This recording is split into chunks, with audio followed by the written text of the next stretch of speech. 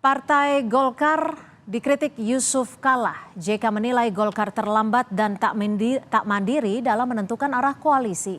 Erlangga Hartarto menjawab Golkar tak bisa maju sendiri di Pilpres 2024.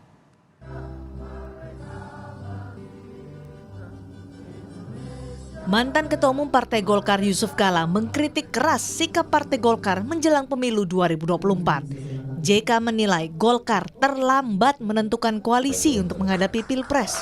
Golkar juga dianggap tidak mandiri dan terlalu bergantung pada penguasa dalam berpolitik. JK mewanti-wanti sikap Golkar ini bisa berbahaya bagi demokrasi. Kayaknya sendiri agak telat sebenarnya mencari atau sangat tergantung kepada penguasa untuk menentukan koalisi-koalisinya, dan siap berani Golkar itu untuk berdiri sendiri untuk menentukan dengan ini saya.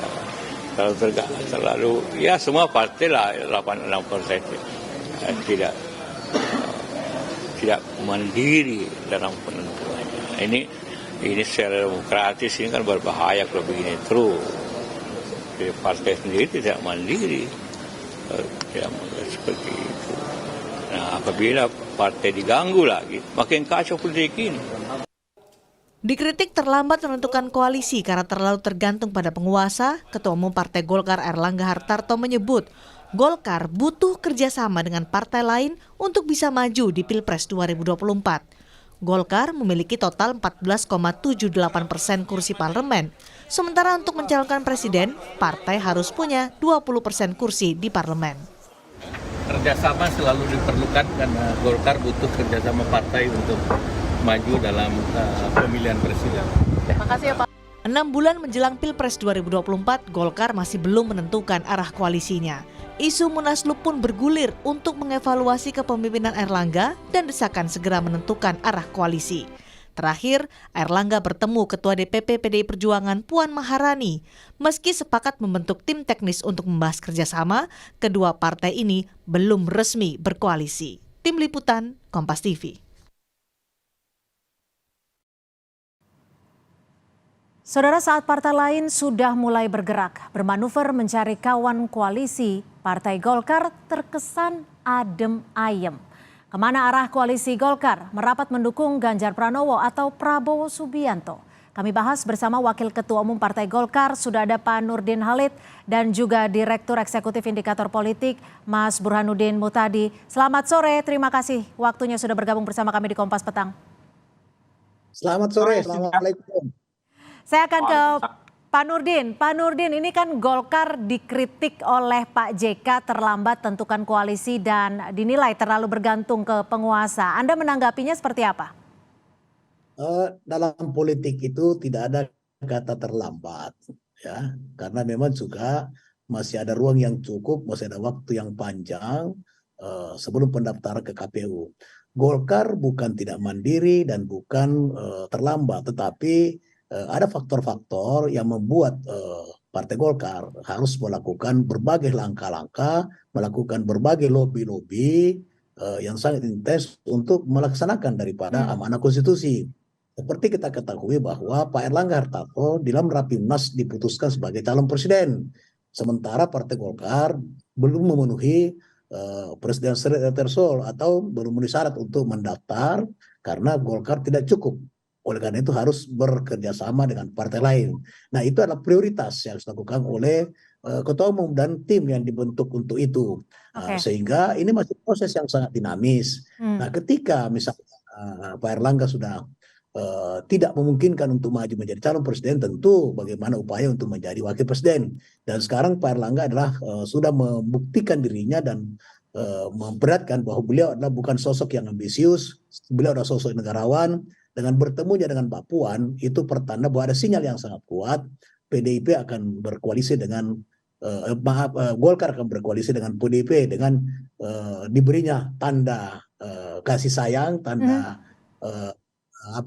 dengan bunga merah kuning, itu adalah sinyal bahwa ada upaya untuk Golkar berkoalisi dengan PDIP. Namun sampai saat ini juga belum diumumkan karena Golkar tidak mau terburu-buru. Tidak mau terburu-buru, tapi peluangnya berapa persen nih untuk berkoalisi dengan PDIP? Hal Baik, kami akan mencoba sudah memperbaiki sambungan audio dengan Pak Nurdin. Tampaknya sedikit terganggu, saya akan ke Mas Burhan. Mas Burhan, kalau Golkar ini menurut Anda sudah bisa dibilang terlambat belum untuk menentukan koalisi?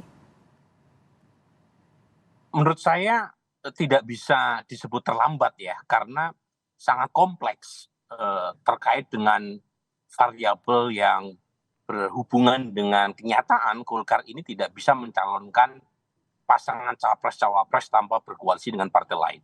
Dan dilihat dari sisi KIB yang dibentuk oleh Golkar, itu bahkan relatif lebih awal. Cuma masalahnya adalah KIB yang terdiri dari Golkar, PAN, dan P3 itu telanjur pecah, telanjur layu sebelum berkembang, seiring dengan pilihan P3 untuk bergabung dengan PDI Perjuangan. Nah, dua partai yang tersisa itu sebenarnya cukup untuk bisa membuat poros baru.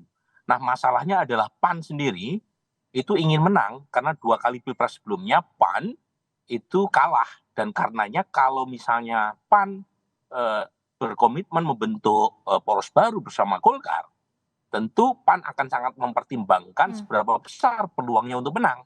Nah, dari data yang ada memang sulit kalau misalnya PAN dan Golkar bergabung dan mencalonkan capres dari tokoh internal mereka, itu kemungkinan untuk menang berat.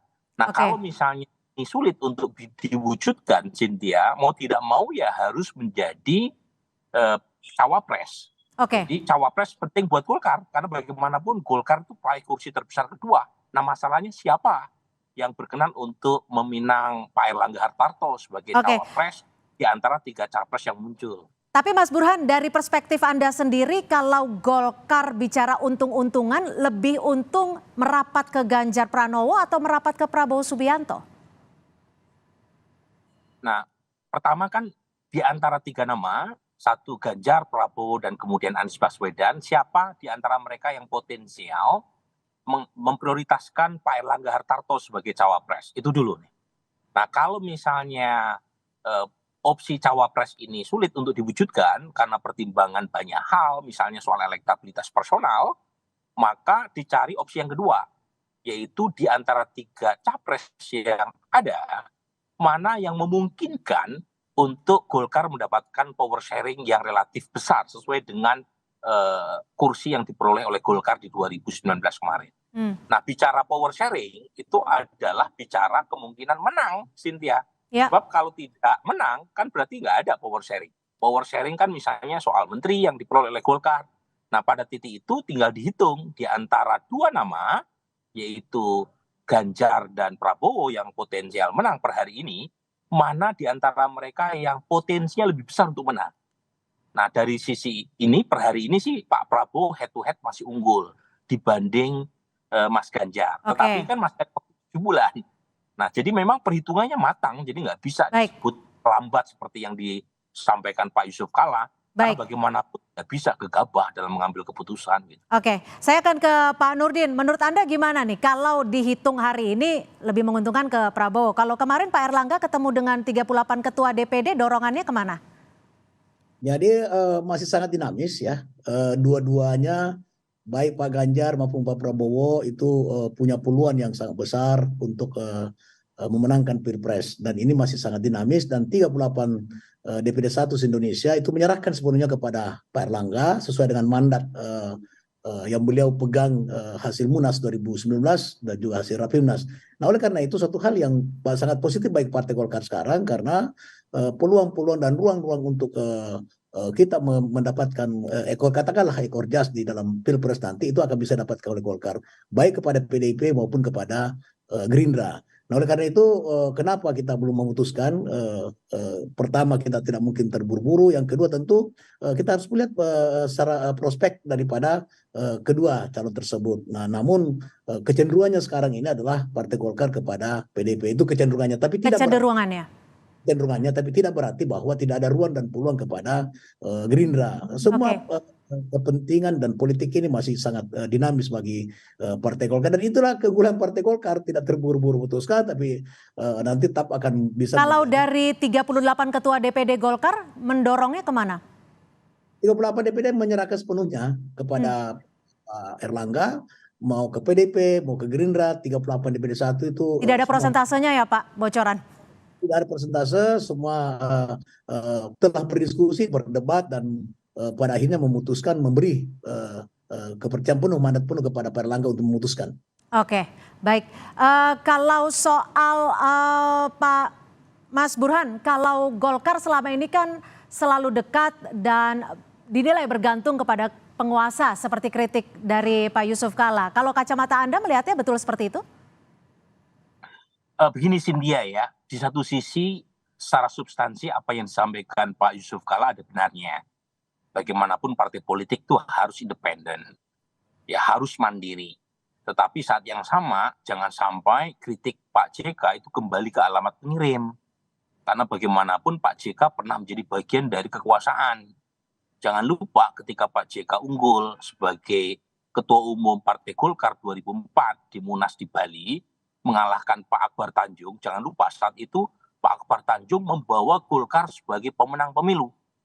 Tetapi Pak Akbar Tanjung kalah karena Akbar Tanjung saat itu menjadi bagian dari oposisi bersama Ibu Mega. Sementara pemenangnya adalah Pak SBY-JK. Seorang yang berhasil mengantarkan Golkar meraih kemenangan justru kalah oleh Pak JK yang saat itu terpilih sebagai cawapres. Jadi jangan sampai nih kritik Pak JK kembali ke alamat pengirim, karena bagaimanapun Pak JK pernah menjadi bagian dari kekuasaan. Tapi secara substansi benar. Jadi harus independen, harus otonom, harus mempertimbangkan kepentingan Partai Golkar sendiri dalam rangka memutuskan siapa capres-cawapres yang selanjutnya cukup oleh partai. Baik, terakhir saya akan ke Pak Nurdin. Pak Nurdin, tadi Anda menyebut cenderung ke PDI Perjuangan, apalagi sudah dikasih bunga merah dan juga kuning. Ini selanjutnya apa yang akan dilakukan? Apakah akan segera deklarasi?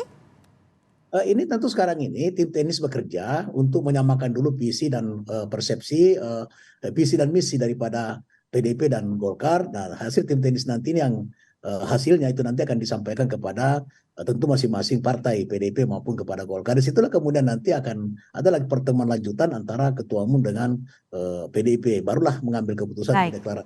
Tapi Partai Golkar telah memutuskan bahwa paling lambat sesudah 17 Agustus sudah ada kepastian. Oke, baik. Jadi sudah ada tanggal. Sesudah 17 Agustus artinya akhir bulan Agustus sudah ada deklarasi. Seperti itu ya Pak Nurdin. Terima kasih. Wakil Ketua Umum Partai Golkar Pak Nurdin Halid dan juga Direktur Eksekutif Indikator Politik Pak Mas Burhanuddin Muhtadi sudah bergabung bersama kami di Kompas Petang. Selamat sore.